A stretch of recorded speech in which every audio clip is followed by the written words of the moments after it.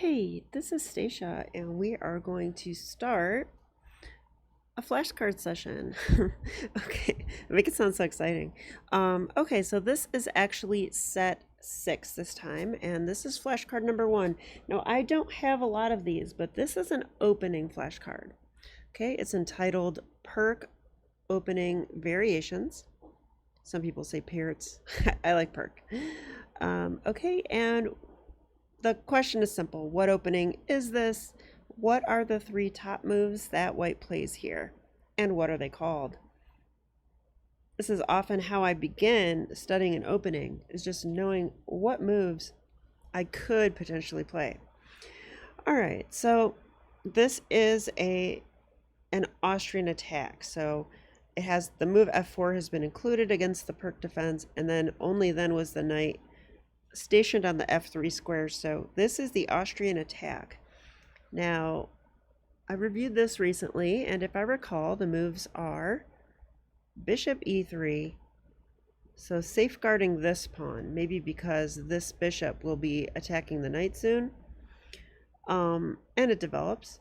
There's also this move, just getting ready to castle sooner and claiming that this is where the bishop belongs.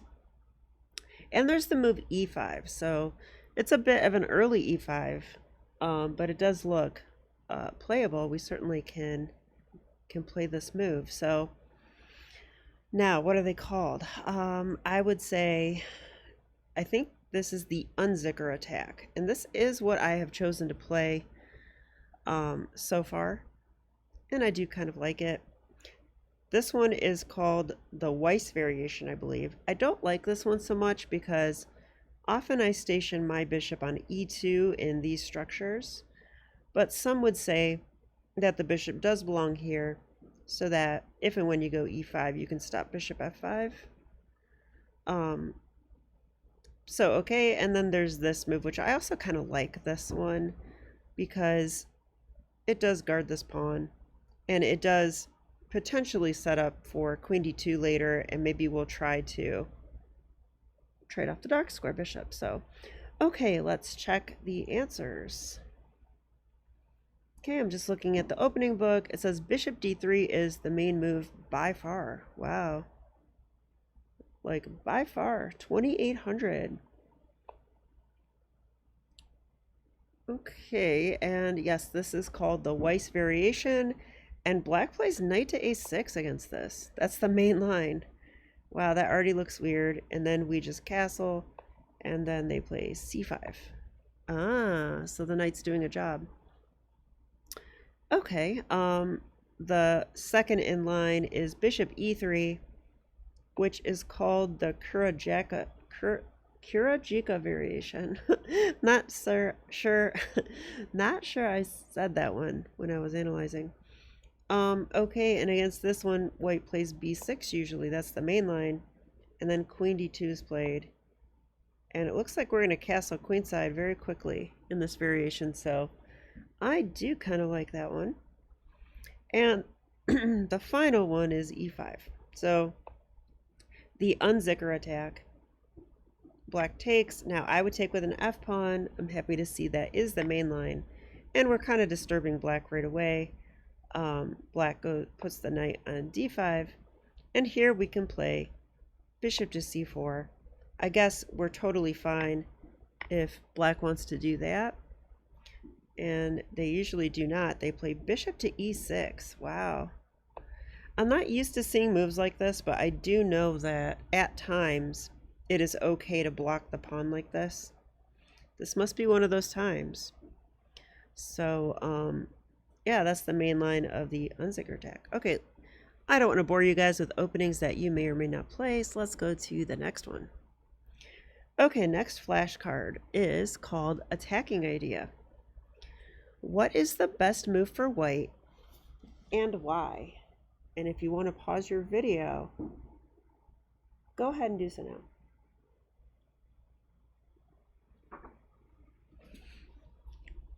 Okay, so let's have a look at the position, what's going on here. Well, right away I can see that our knight is the only thing separating the queens. The queens are almost communicating. Looks like white could choose to castle queenside. That would be an option, I think. Does black have anything coming in here? That's definitely a question.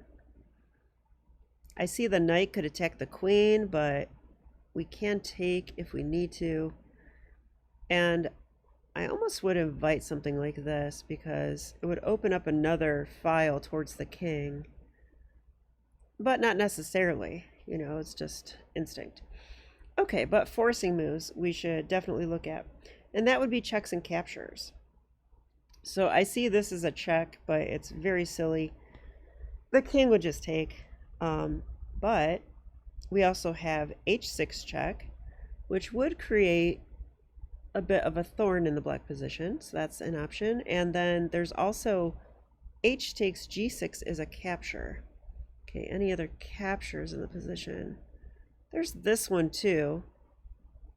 I guess the knights, we do have a lot on b5, but I don't see what that would get us. So I'm going to go ahead and say that probably I would be tempted to play one of these two moves in this position, maybe even castle queenside, maybe. But I think this is best. And the reason is, if we play here, I don't think there's anything wrong with king g8. Now, if I can sneak my queen like into the position and give checkmate, that would be great. But that looks hard to do, doesn't it? Because why can't I undo the arrows? The black queen is already on the d file. I guess we could try doing it from here, but I feel like, you know, black's gonna have options. Maybe f6. It's not pretty, but it will defend. Maybe the knight will hop in and block. I don't know, but that just seems a little too committal to push h6. So I think it's this move. And that queen h6 check that we wanted is now available. So that's why I like this. Let's say black takes back this way, trying to get their rook over. We could throw in the check right away. And now I really do think this is the answer, because if king g8 now, we actually give checkmate. So the king would literally be forced out of his castle. He's on the run. We now have this check. We have this check. The knights can get into the game somehow. Yeah, it just looks like with a white knight controlling this square and this square, the black king is just in huge trouble. Like, is this just like mate already? I mean, that's kind of like mate, except black could play something sad like this move. You know, like give up material. I could do this. Oh, I showed this before, I guess. Okay, that does hang the knight. But I bet that might even be fine because we do have discoveries now. Oh, we can cover those same squares with the bishop now. And yeah, this is covered, this is covered. The black king must come here. It looks very bad, does it not? Like, I'm gonna go ahead and say that. Let's see, what is the crushing blow here? Oh, I know. Queen g7. I mean, we could take the rook if we want, but this looks even better because the king cannot continue guarding the queen. So this is essentially a skewer, and black loses the queen. So that's why they can't take the knight. Okay, so our attacking idea, I'm going to check the answer now. H takes g6.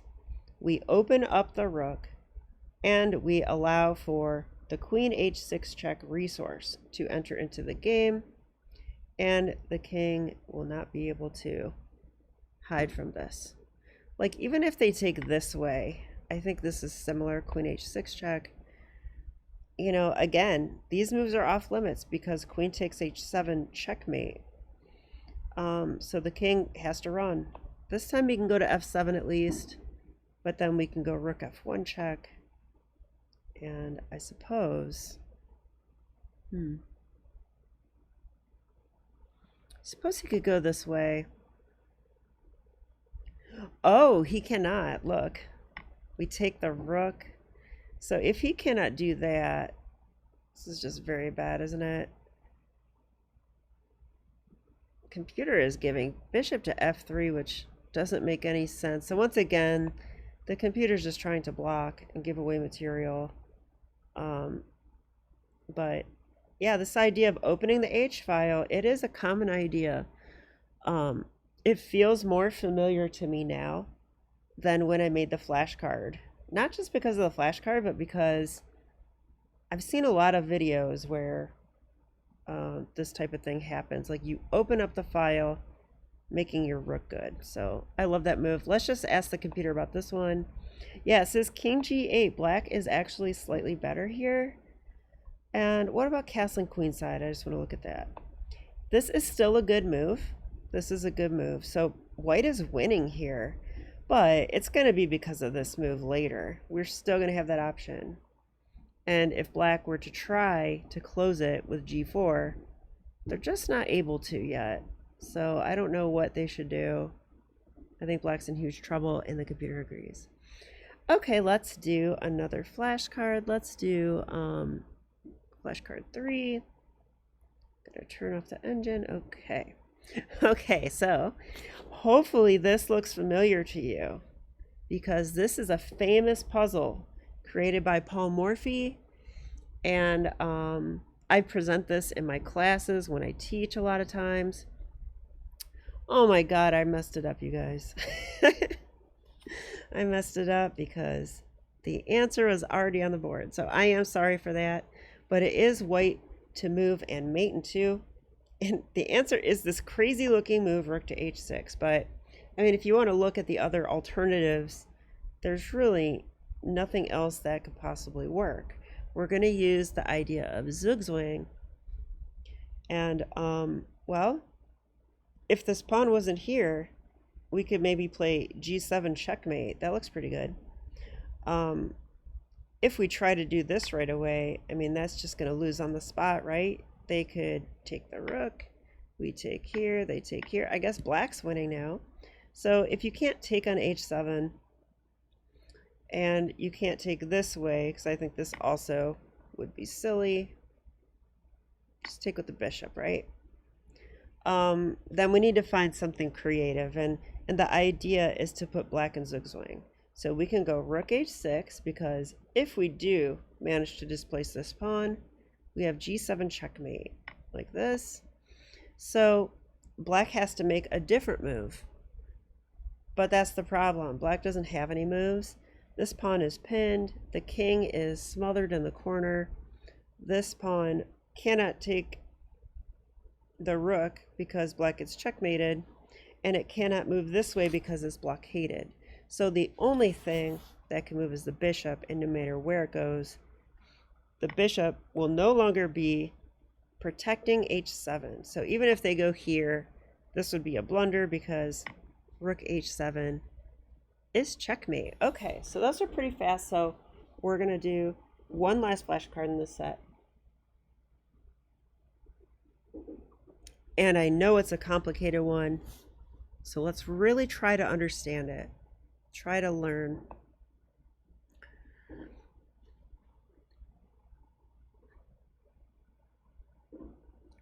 Okay, so the question is, what is the best move and why? And then second is, why is the mechanical rook d1 not correct? Okay, so clearly that's what I played in the game, or I would not have put that. So you can see that rook d1 does look fairly natural. It's like, hey, let's develop, let's be across from the queen, threatening discoveries. But you know, when you see a move like that, you should still ask, what could black do? And what, do we really have a threat, or are we just improving a piece? Because in a position like this, I think it pays to be precise. White, I think, has a huge advantage here, and I'm pretty sure there's even a win. So we need to find the best move. So if you want to pause your video, go ahead and do so if you haven't already. Okay, so first I'm going to share the moves that I would be considering here. Okay, I would consider rook d1. I would, but it's wrong. We already know that, so let's not do that one. I would consider the checks, such as knight takes f6 check. I would even consider this check because it does distract the queen, and maybe that will be useful. So we have this and this. Another move I would consider is, let's see, is there anything else? Well, I would consider this move because it has the threat of bishop takes f7 check. So that also looks fairly nice. And maybe the knight will land on f5. And I think that's pretty much everything I would consider. Okay, so let's calculate a little bit. Let's start with this one. This looks most normal. If we take the knight, check, and, well, I think the black queen will simply recapture and also defend f7 at the same time. So that does not look appealing to me at all. Let's look at knight c7 check. We lose our knight. Okay, we sacrifice our knight, but we get bishop takes f7 check. Now, the king would go here, I think. That's the most desirable way to play because it would maintain an attack on the bishop, and then we would have to deal with knight to a5. After knight to a5, we need to keep defending our bishop. And actually the queen on c7 is taking away the c4 square, but so is the knight. I don't see a way to defend it. And I would think about queen d1 in a position like this. Which might actually be, no, it's not okay. I was thinking, might be okay actually. Okay, but we're down a piece in that line, so I'm a little suspicious about it because we're already down a piece. So like we win material to just be equal. We need like a mate, and I'm not seeing a mate. Okay, and the last one I wanted to look at was knight to e3. Okay, if we play knight to e3, let's see, what would I be afraid of from black? I would kind of expect black to either play, I'll use a different color, queen e7 just to defend on f7. I would expect maybe that, or maybe knight to a5, counterattacking our stuff over here. Okay, so if knight e3 and queen e7, I do like the look of knight f5. Knight f5 looks nice, doesn't it? Like, if knight f5, we're attacking the queen again. Not sure how the queen keeps defending on f7. Really don't know. Queen d8 looks really sad. If queen b4, trying to trade things.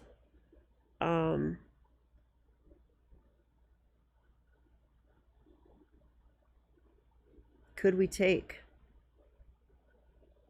Probably can take with check.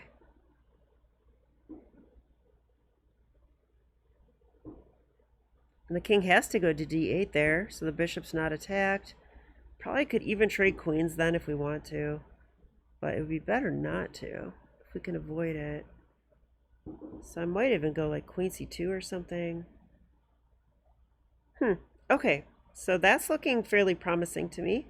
Now let's look at knight a5. If knight e3, knight to a5, our queen is attacked. Now we can throw in bishop takes f7 check there with tempo. Let's try king e7. Well, if king e7, knight f5 check, looks pretty good. I'm not sure how this is all working out. I'm starting to get confused. But, because now I think the king maybe shouldn't go there. So how did that go? Knight to e3, knight a5, bishop takes f7 check. Let's try king d8 maybe. And do I play knight f5 there? Because there's a lot of forcing continuations here. Like one I'm seeing is knight to f5, knight takes queen, knight takes queen, knight takes rook. The bishop's on f7. So maybe instead of that, sorry if I'm going too deep. Let's see. But you know, I think this is real chess right here. We're digging deep into what could happen in this position. Knight to e3, knight a5. Bishop takes f7, definitely. King d8, let's just try that one. I was thinking knight f5 there. And if knight takes queen, yeah, bishop takes queen would be a blunder. I have to do this, and then they go here. I don't think I like that. Okay, so we need something else. Maybe not knight f5. Knight e3, knight a5, bishop takes f7, king d8. And here I want a different move. I think maybe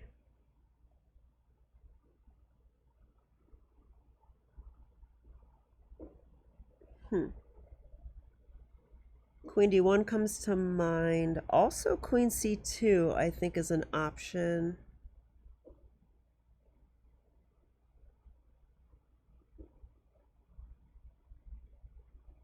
Yeah, I think so.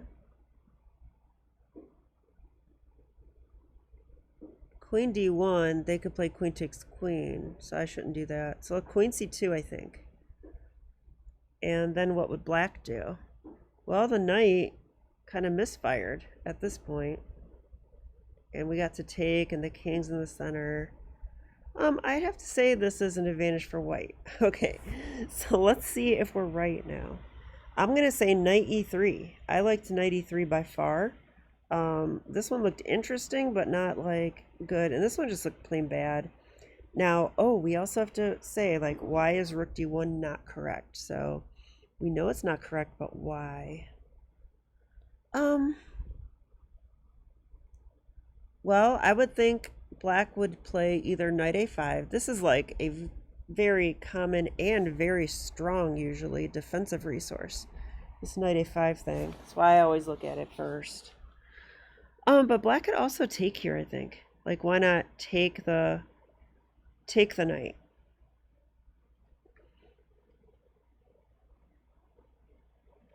And okay, if they take and I take with the rook, maybe just queen f6. You know, just defend this, and we're not going to get to take on f7, I don't think. I don't see any follow-ups there. So rook d1, knight takes. If we take with a bishop, yeah, again, why not queen f6? So the knight taking, like, kind of the point of that is to, yes, exchange off my dangerous knight, but also to free up the f6 square for the queen. And that seems to be pretty good. So rook d1 is a slow move, is the point, and so black can do something that they want to do. Knight a5 is the other one. I bet that also works, but I think this works good enough. So let's go ahead and look at the answers now.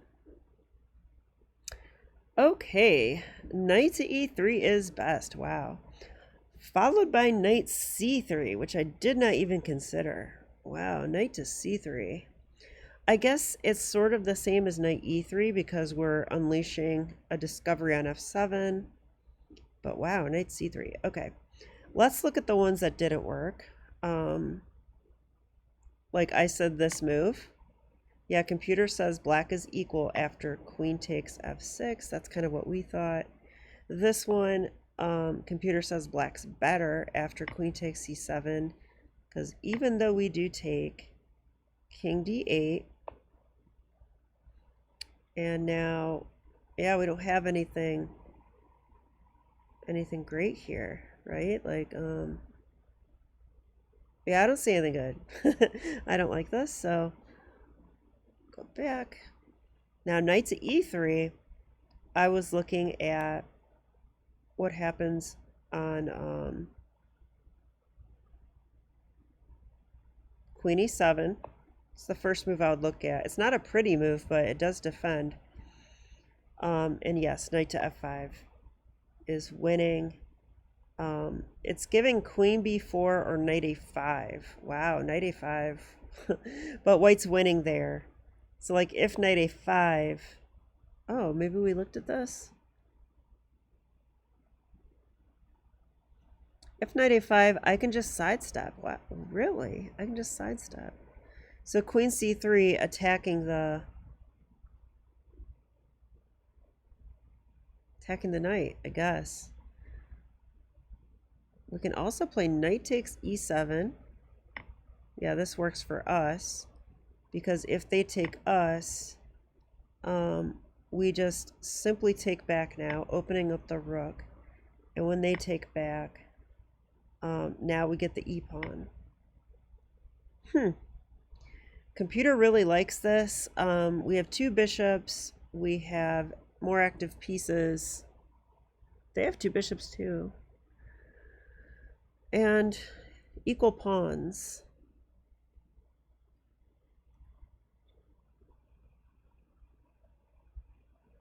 We're also on f7, so yeah, I don't know. Like, I would think this is probably a little bit better, but I would not know that it is a lot better. Wow, like it actually says knight to g6 and white's like winning. Using the pin and attacking these 2 pieces. And after this, we can go e5. Wow, that's a whole nother flashcard, so we're not going to go that far. All right. I mean, I haven't made it, but it could be a whole nother flashcard. So let's just check out what the computer wants. Knight e3. Oh, I didn't even see this resource. I looked at knight a5, which knight a5, it says we take, which is what I thought. King d8, it says to avoid knight f5. And yes, the move I said, queen c2. And it does say that white has a huge advantage here, which I'm happy to know. But I missed one defensive resource that black has. Knight to d8. It's not, again, it's not a pretty resource, but it does guard f7. And, Now, I would never guess this next move the computer is giving as top engine move. It's saying rook to e1. But I think the point, yeah, I think the point is to line up with the e-pawn so that if black tried to get greedy, we could play knight f5. Yeah, I must have looked at this before, knight to f5, and the queen has to move, and then we win a piece. So that discovery is quite powerful. So the rook apparently belongs on e1 across from the e-pawns and the king for that matter. And the computer likes this position for black. Or for white, I mean, sorry, for white. And it must be because, you know, that's a terrible move. You don't want to play that move. You play it if you have to play it.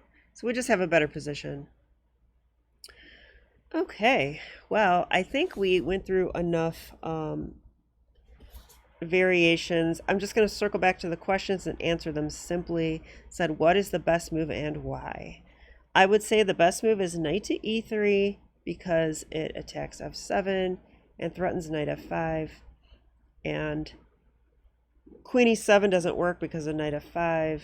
And knight a5 doesn't work because of bishop takes f7 and queen c2. Why is rook d1 not correct? It's too slow. We need something forcing here. Knight e3 doesn't look forcing, but it is because of the threat on f7. But rook d1 has no immediate threat. So I like the fact that black can simply take, and when we take back, now they have a square for the queen that is safe and black is fine. So very interesting. And look at that, one wrong move and the advantage was gone. That's why I made the flashcard, I'm sure.